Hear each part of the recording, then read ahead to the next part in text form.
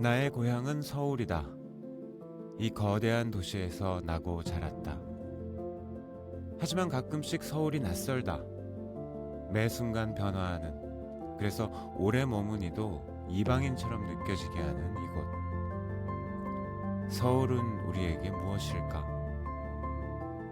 살아내기만도 바쁜 이 도시를 우리는 얼마나 잘 알고 있을까?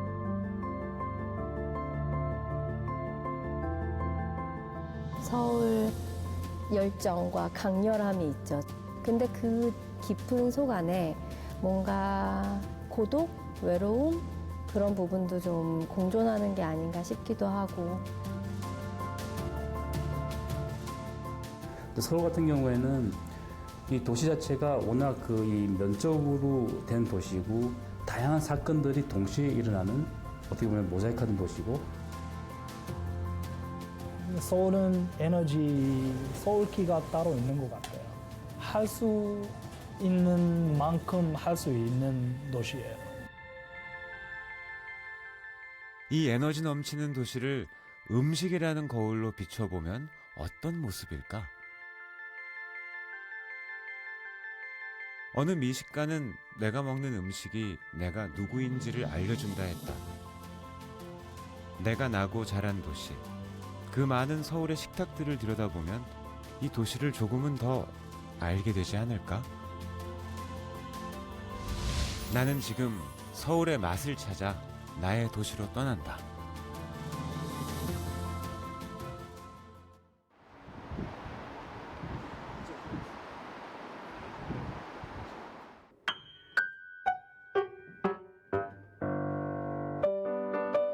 가장 먼저 떠올린 서울 사람은 나의 선배인 피아니스트 김광민이다. 그는 내가 아는 최고의 미식가이자 나와 같은 서울 토박이. 저는 서울 중구 태생이에요. 가장 중심지에서 태어났죠, 서울에. 지금 이제 그 당시에 제가 이제 을지로 이가 살았는데 학교는 남산에 있었어요. 남산까지 쭉 걸어 올라가면서 항상 생각이 나죠. 김광민 씨는 학교 가는 게 이렇게 즐거우셨나요? 뭐들 그러는데 그 어렸을 때는 좋았어요. 좋았고 근데 거기 누구네 집을 지나서 또 친구 집도 있고 이렇게 해서 언덕길로 쭉 올라가서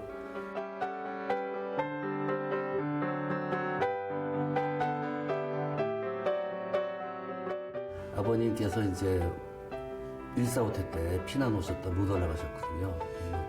평양 쪽 분이시니까 실향민들이 을지로 통해 많이 살았어요, 예전에.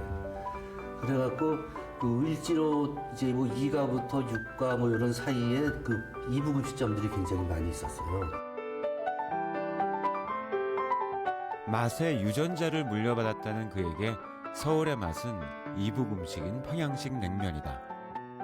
툭툭 끊기는 구수한 메밀면을 감칠맛 나는 차가운 국물에 말아먹는 면 요리.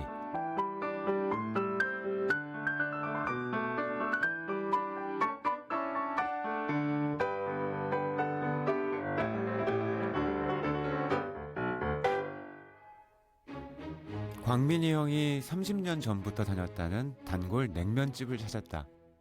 이곳 사장님도 광민이 형의 아버지처럼 평양이 고향이시다. 냉면 명가엔 유독 어르신 손님들이 많은데 다수가 실향민이다.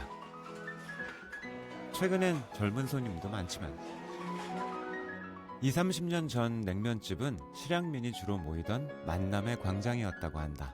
피난 오신 분들, 이제 평양도에서 오신 분들은 다들 냉면집에서 만났죠. 그렇죠. 이제 주로 이제 식당이라는 것이 이제 그 기호이기 때문에 그 음식이라는 게 주로 이제 우리가 실향민들이 그 모이는 장소, 만남의 광장 이렇게들 얘기를 했죠. 그래서 냉면집에 가면은 대부분 실향민들이 보글보글보글해서 또 가끔은 몇십 년 만에 만나는 사람, 젊었을 때 봤는데 다 늙어서 정말 이제 죽기 일보 직전에 만나는 사람도 있고, 이 부둥켜 안고 우는 사람도 많았고. 100년 전부터 서울에서 야식으로 인기였던 평양식 냉면. 하지만 지금처럼 실향민의 냉면 명가들이 서울에 자리 잡은 건 한국전쟁 이후다. 당시 월남한 실향민들은 대략 500만 명. 실향민이 모여 살던 동네를 중심으로 냉면집이 하나둘 생겨났다. 돌아갈 수 없는 고향에 대한 그리움이 냉면 한 그릇에 담긴 것이다. 겨울에 보면 그 시켜요. 아버지가 그거 나갔다 오라 그러면 그 통이랑 육수통이랑 그 국수 그거 갖다가 집에서 또 동치미 또 섞어서 드시기도 하고. 광민이 형이 냉면과 함께 먹는 음식은 두툼한 이북식 만두. 투박한 만두피에 푸짐한 이북 사람이 하던 그대로 고기와 두부, 숙주나물까지 꽉 채워 넣었다.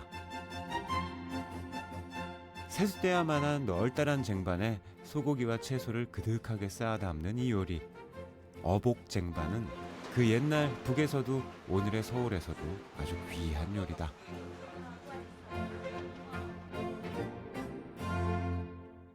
예전에는 채소 없이 소고기만 올려 수시로 뜨거운 육수를 부어 먹었다.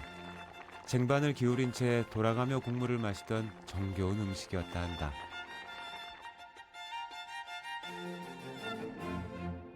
냉면이 나오면 이 냉면을 이 육수에다 다 풀으세요. 이렇게 풀어보세요. 네. 냉면 역시 이북에서 먹던 방식이 따로 있다. 먼저 냉면 육수부터 한 입 가득 시원하게 마시고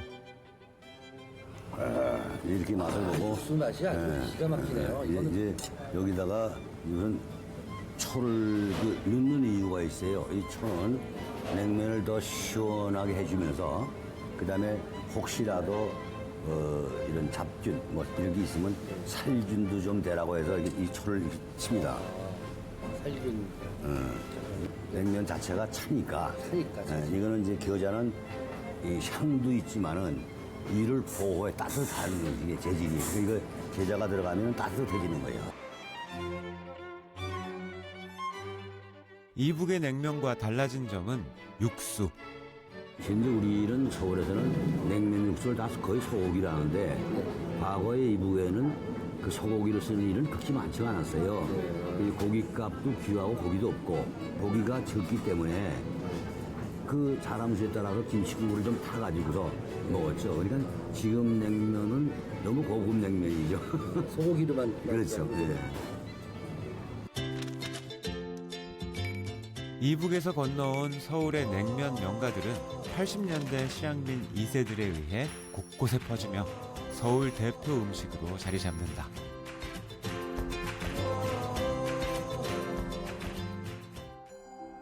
냉면집의 양대 산맥 중 하나가 4대를 이어온 이 냉면집이다. 평양에서 냉면집을 하던 할아버지가 어머니에게, 어머니가 아들에게 물려준 고향의 맛을 이제 서울 토박이인 사위에게 전수한다. 그 국수 삶을 때 제일 중요한 것은 자리를 잘 익혀야 돼. 그 다음에 더 중요한 것은 빨리 식혀야 돼. 찬물에다가 2번을 치단 말이야. 그래야지 그냥 나가면 끈적끈적해지니까 네가 안 해더라도 다른 사람한테 교육을 시켜. 알았지? 평양에서도 여전히 냉면이 인기라지만 서울의 맛과는 다르다. 평양의 냉면에는 고향에 대한 그리움이 없기 때문이다.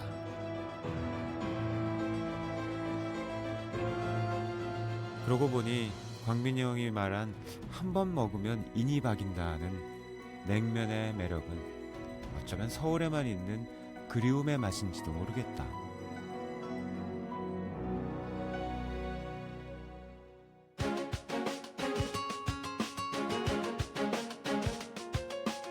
광민 형에게 평양냉면이 있다면 나에게도 어릴 적부터 먹어온 소울푸드가 있다. 음악 작업을 하며 매일같이 먹었던 음식, 볶음밥과 짬뽕이다. 중국의 요리가 나의 식탁까지 올 수 있었던 건 화교 요리사들의 공이 크다.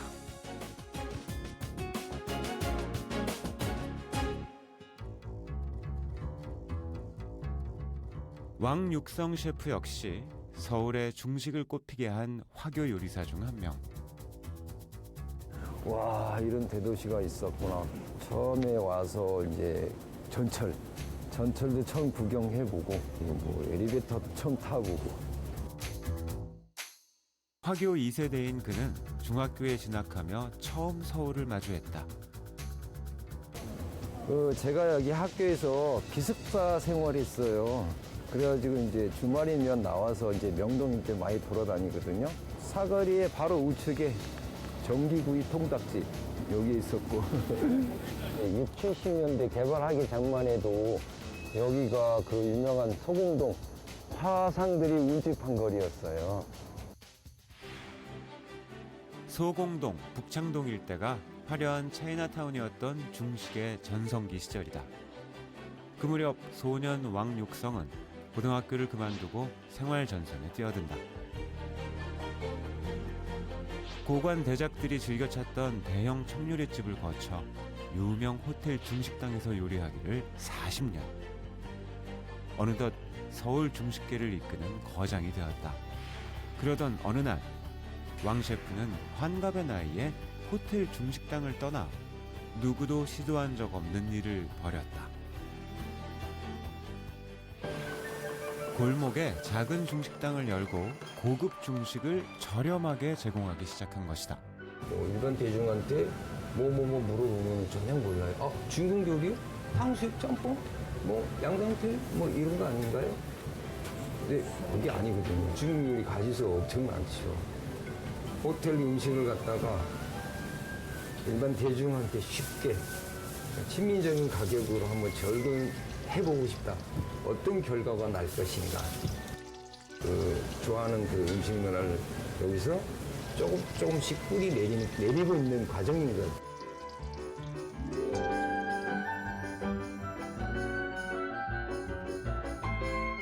그의 대표 메뉴는 식빵 사이에 양념한 새우를 다져놓고 튀긴 멘보샤다. 그는 오래전 잊힌 첨요리집의 고급 요리들을 다시 서울 사람들에게 선보이고 있다.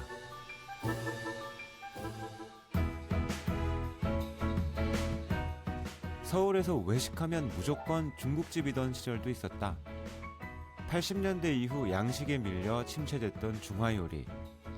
노장의 요리사는 어떻게 서울한 치열한 미식계에서 버텨왔을까?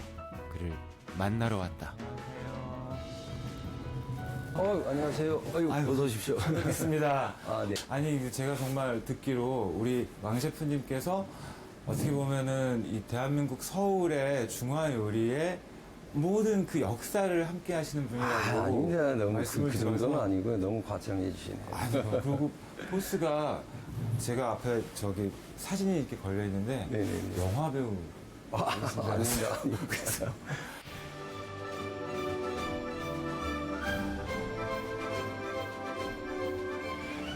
여러분, 우리 안녕하세요. 유명한 실례하겠습니다. 윤상 선생님.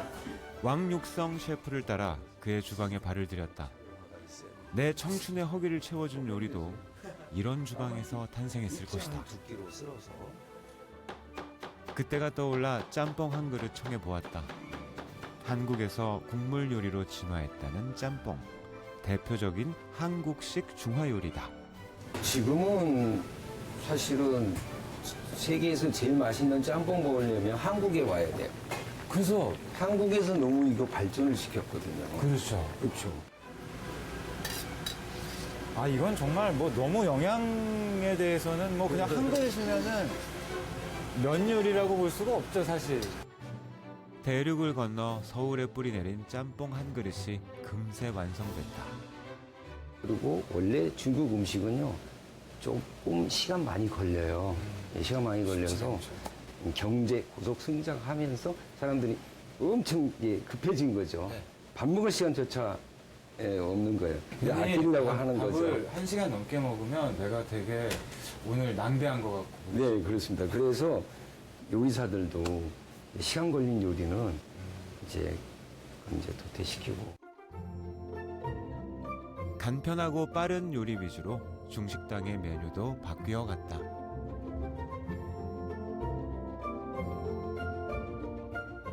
보통 집에서 제가 볶음밥 만들 때는 뭔가 얘를 뜨겁게 한다라는 느낌이었다면 지금은 얘는 재료들이 불과 함께 새로 태어나는 것 같은 느낌이에요. 근데 아까 하실 때 이거 각도를 잘 하시네요. 오, 잘하시네. 오, 잘 못하고요. 오. 이건 최소한 또 3개월 연습한. 그래도 아까 하시는 거 비슷하게도 안 되네요.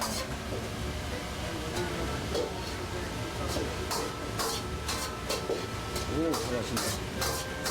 감사합니다. 생각보다 무거워요.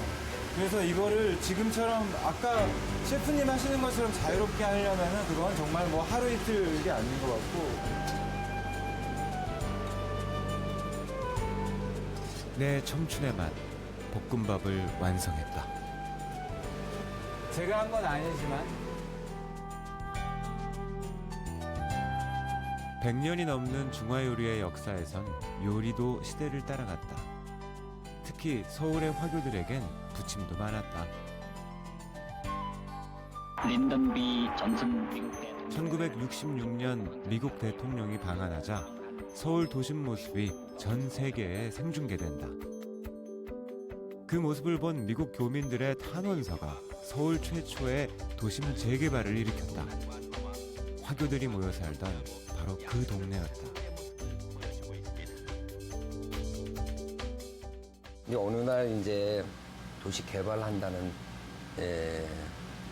차원에서 이제 화교들이 이제 반강제 이주하게 됐어요. 거기 있는 그 오양장이 전문점이라든가 공걸빵집이라든가 중국 과자점 을지로 입구 쪽으로 이주하다가 이제 뿔뿔이 다 흩어졌죠. 지난 40년간 서울의 중화요리는 어떻게 변해왔을까? 여기에 우리 6, 70년대에 가장 거의 뭐 좋아하시는 그 오양장류 물만두. 네.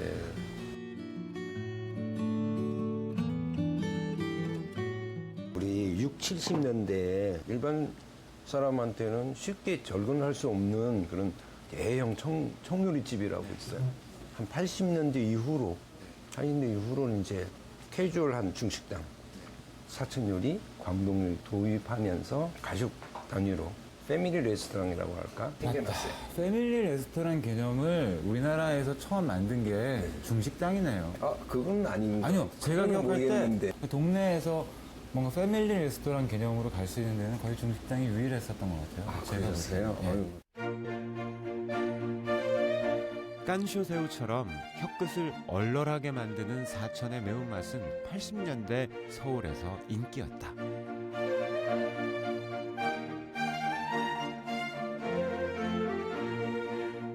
(90년대) 주목받은 호텔 중식당의 고급 요리, 튀긴 국수와 소고기 볶음을 아삭한 양상추에 싸먹는 양상추 쌈이다.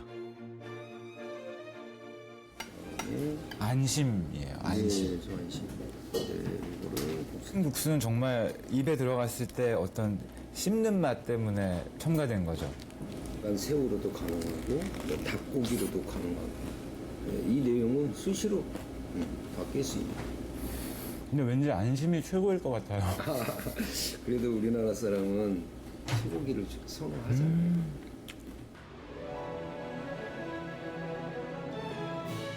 왕육성 셰프처럼 서울 입맛에 맞춰 변화시켜온 이방인의 음식이 있는가 하면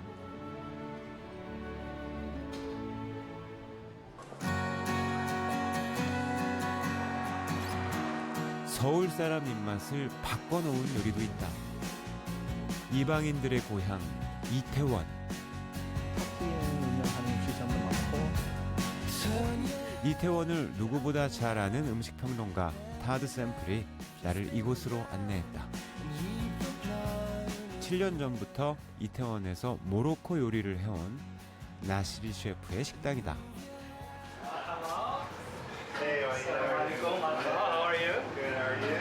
가족분들도 다 한국에 계세요? 예, 아니면? 한국에 아, 그러면은 지내실만 하겠네요. 예, 제가 좋아요. 기러기라. 나시리 와히드입니다. 모로코에서 왔어요. 한국에 산 지 13년 됐어요.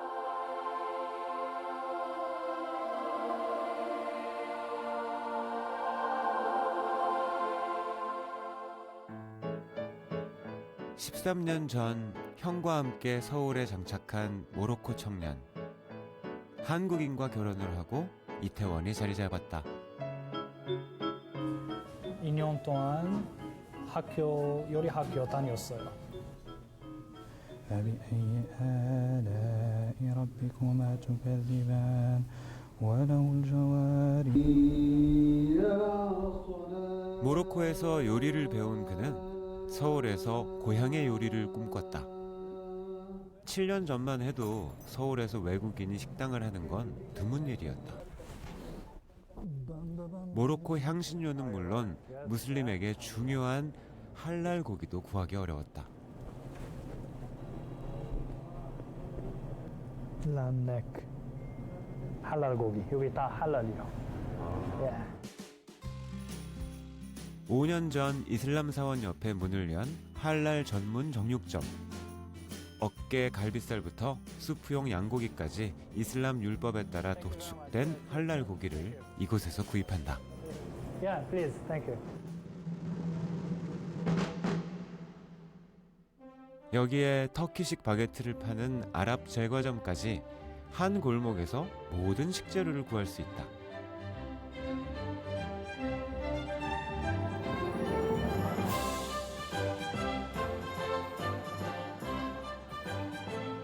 포슬포슬 익은 감자에 모로코 향신료 라셀 하누트와 고수를 넣어 으깬다. 여기에 반죽을 입혀 튀긴 것이 모로코 감자 고로케인 마쿠다다. 바삭한 터키식 바게트에 칠리 소스 새우와 감자 고로케를 넣으면 이국의 진한 풍미가 담긴 모로코 샌드위치가 완성된다.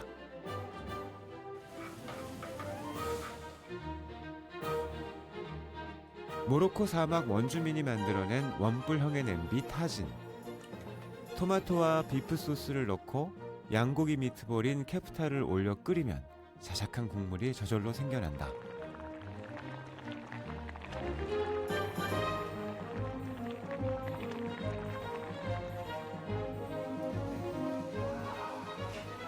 드디어 모로코의 맛을 만날 시간.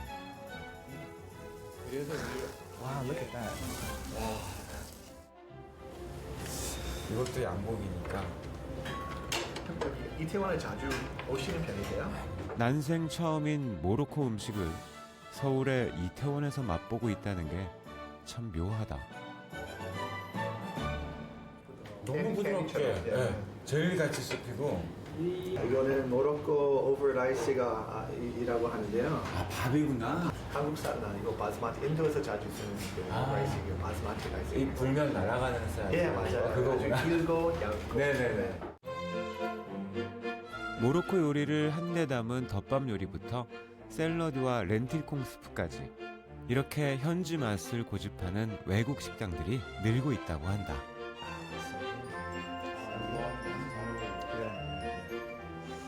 여기 한국에 있는 정통 외국 음식은 55개국 음식, 대표적인 음식 먹을 수 있다는 사실은 옛날에 비해서 한국에 처음 왔을 때는 미국 음식, 뭐 롯데리아, 피자헛밖에 없었잖아요. 지금 미국도요. 맨하탄 빼고는 네. 저렇게 다양한 음식 먹을 수 있는 도시가 별로 없어요. 그러니까요.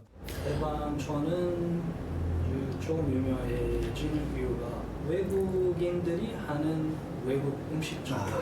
애기 먹을 음식점 거의 없어요. 거의 없고. 8, 90년대 이태원엔 미군을 대상으로 한 유흥가와 상점들이 거리를 채웠다.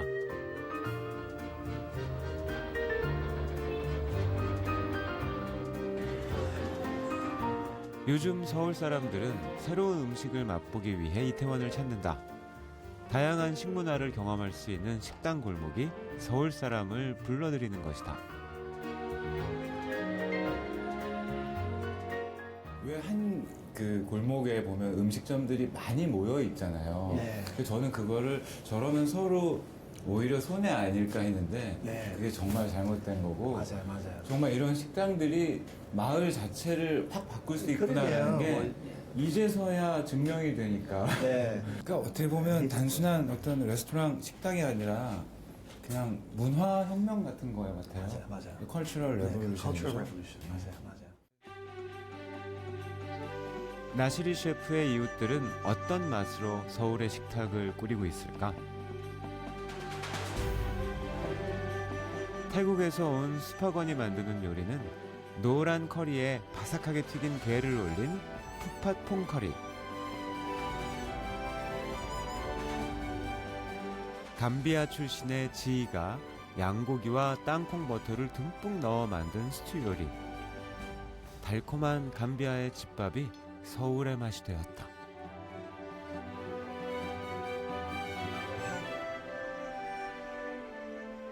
단지 한 끼를 먹었을 뿐인데 저는 지금 작은 서울에 있는 모로코에 와 있는 기분이잖아요.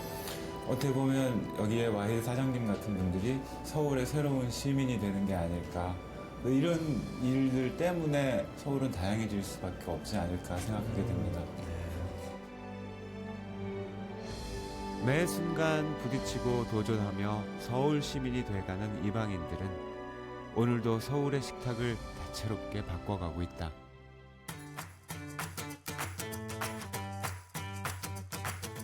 모든 게 빠르게 흘러가는 이 도시에서 서울 사람들은 과거와 너무도 쉽게 이별한다. 사라져가는 게 많아질수록 더 소중해지는 추억의 조각이 있다. 서울 사람들에게 그것은 맛이다. 제가 생각하는 서울의 맛은 해장국입니다. 시린 가슴을 안고 새벽에 와서 허겁지겁 이 해장국을 먹고 속을 달랬던 기억이 명료하게 남아 있습니다. 제가 생각하는 서울의 맛은 치킨입니다. 음식도 좋지만 그 먹는 과정, 함께 나눠서 먹는 과정이 너무 좋잖아요. 그래서 그런 부분에서 또 공유할 수 있는 그런 게 있고. 제가 생각하는 서울의 맛은 동치미 국수입니다. 동치미 국물과 거기에 말아준 그 시원한 국수를 어머니께서 만들어주신 것을 이렇게 그 기억이 항상 이렇게 그 머릿속에 이렇게 누르기 때문에